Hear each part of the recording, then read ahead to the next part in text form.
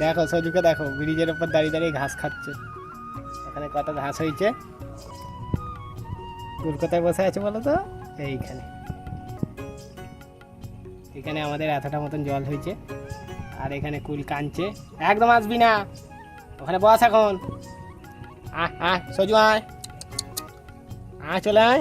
এই গুনু, দেখো সজুকে দেখো। আয় গুনু আয়, আয় চলে আয়, আয় এদের খেতে দেবো। আয় আয় আয় আয় আয় আয়, এসে যো আয়। দাঁড়িয়ে আছে, আসছে না। এই দেখো কেমন দাঁড়িয়ে আছে গুনুটা। এবার আস্তে আস্তে আসছে, হাঁটি হাঁটি পা পা করতে করতে।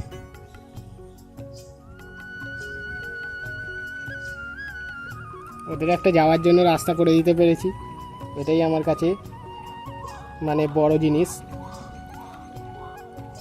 কারণ ওদেরও একটা সুবিধা দরকার।